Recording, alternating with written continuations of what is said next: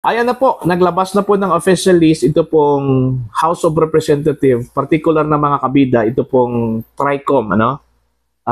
Para ho sa investigasyon patungkol ho mga kabida sa fake news and disinformation ngayong February 4, 2025, ano po, no? Now, dito ho sa kanilang listahan po, nasa 40 vloggers at bloggers, ano po, no? Ang kanila pong inimbita para maging resource persons, ano po mga kabida. Okay? Ito pong TRICOM ay binubuo po ito mga kabida ng Committee on Public Order and Safety, kung saan po yung kanilang chairman ay si Congressman Dan Fernandez, ano po, no? Public Information and Communication Technology, ano po. Yan. Sila po yung bumubuo ko dito sa TRICOM, ano, mga kabida. Okay? Now, sa isang statement po ni Laguna Representative Dan Fernandez, ano, ang sabi po niya dito mga kabida, no, sa kanila pong investigasyon, they would tackle how disinformation spread online, its impact on public perception and national security, and the measures needed to combat it. Ayan. Okay, sabi po ni Fernandez. Tuloy po tayo, ano po? Sabi po niya, Filipinos have the right to know the truth. We have to protect them from our fellow Filipinos who always spread fake news that spreads fear and division in our society. Yan. Yun yung kanyang statement. Ano po? Na? Now, itong 40 vloggers at bloggers po, SOCMED users, ano po mga kabida, 40 po sila, no? At ito po ay pinangungunahan po ni Miss Malu Tikia, ano po, no? Okay? Pangalawa po, itong si Jose Yumang Sonsa, mas kilalang J. Sonsa, ano po, no? Next, si Crisette Lorette Chu, Mark Anthony Lopez, Alan Troy Rogando Sasot, ano? MJ Kiambao Reyes, Vivian Zapata Rodriguez, Ethel Pineda, Lorraine Marie Tablang Badoy Partosa, Jeffrey Almendras Celis, mas kilala po itong si Ka Jeffrey Celis, ano po, na? And then Lord Byron Cristobal, mas kilala po ito sa social media, particular sa YouTube, na si Banat Bay, ano? And then Alex Destor, ngayon ko lang nalaman at alam, no, na si Alex Destor pala ay si Teo Moreno, ano po, na?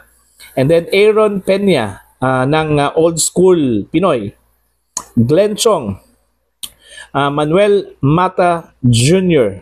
ng Coco Locoy, okay? Elizabeth Joey Cruz, mas kilalang si Joey De Vibre, okay? Si Claro Ganak, okay? Claire Eden Contreras, ito, mas kilala ito, no? Bilang si Maharlika or Buljakera, ayan.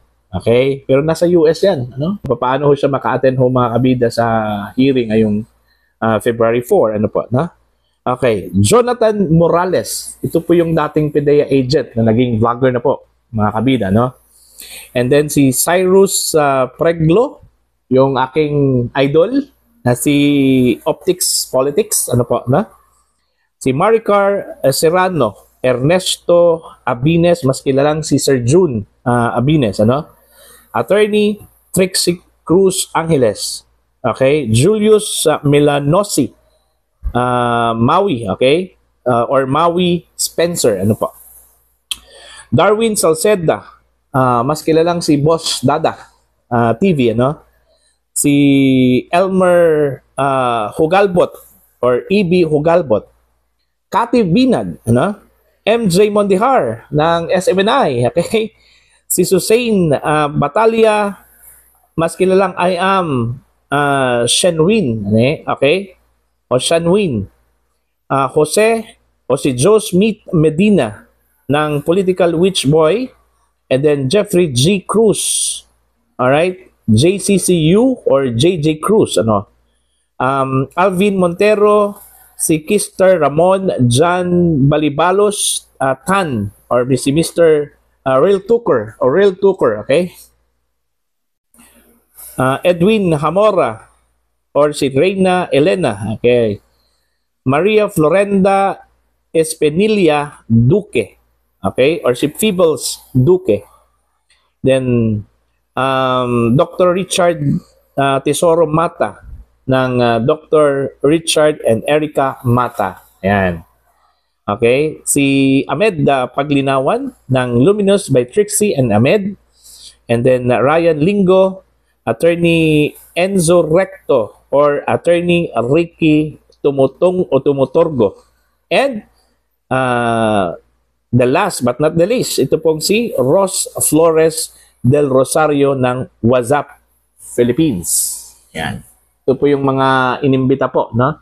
Sa TRICOM ngayong February 4, 2025. At yun po, sila po yung magsilbing bilang mga resource persons po, mga kabida. Okay? Marami ho akong nababasa na mga post po ng ilang mga inimbitang mga vloggers. Okay? Kagaya po ni Jeffrey Series, ano? Kahit na po inimbita po siya pero wala ho siyang natanggap na invitation, ano? Pero a-attend po daw siya, mga kabida, ano po, no? Okay? Ang question lang kasi dyan is, how about doon ho sa mga inimbita na hindi ho nakatanggap ng anong tawag po dito? Invitation, ano? O invitation letter mula sa TRICOM, okay? Yung walang alam kung sila po ba ay kasali ho doon sa mga inimbita, no? Anong mangyari po sa kanila? Baka naman po i-cite in contempt na naman po itong mga vloggers na ito, ano po, no? Pero hindi siguro, no? May consideration siguro 'yan, ano? Basta importante doon is kung nakatanggap ka ng sulat, invitation letter para ho doon sa hearing, tapos hindi ka dumalo, yun na yun ang problema, no? Pananagutan mo yan, no? Pananagutan nila yun doon ho sa TRICOM, no?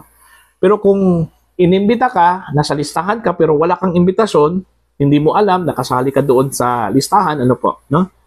I think may consideration doon, ano? Depende na yan kung ano yung magiging pasya po ng TRICOM po, mga kabida, dito ho sa mga vloggers na hindi ho napadalhan ng imbitasyon at wala hong alam na kasali pala sila doon ho sa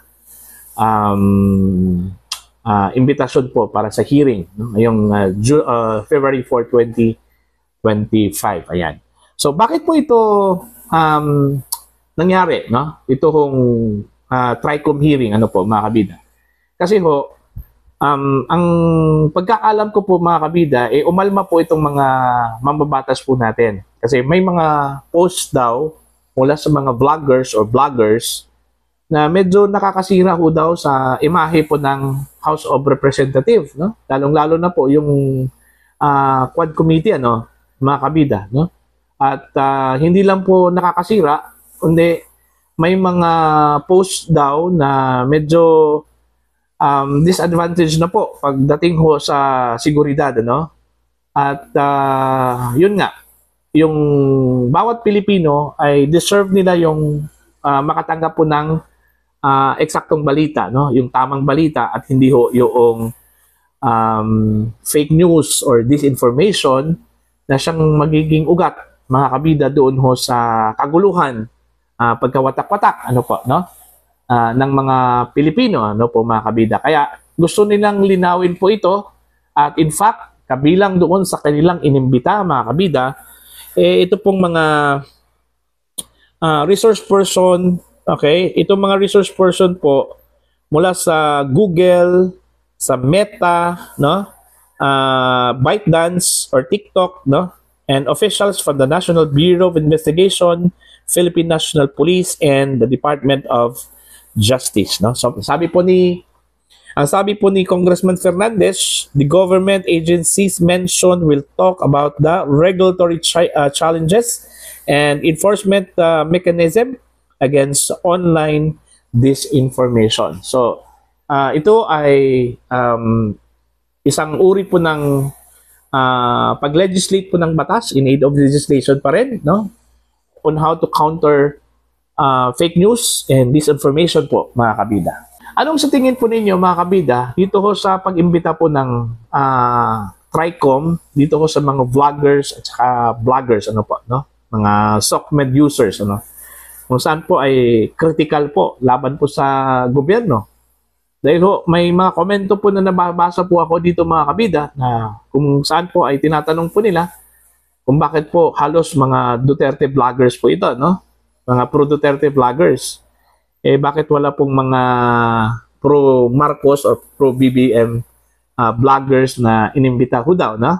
Dito sa hearing na ito po, mga kabida. Ano po, no? Now, para po sa inyo, anong tingin ho ninyo dito sa ginagawa po ngayon ng House of Representatives? Ito pong pag-conduct po ng hearing sa sinasabi po nilang fake news and disinformation po, mga kabida. You can comment down at sa mga hindi pa po subscriber, mga kabida, sa aking channel, please do subscribe. Just click the subscribe button, click the notification bell, click all para updated po kayo sa aking mga uploads. Maraming salamat po sa inyong lahat at God bless po, mga kabida.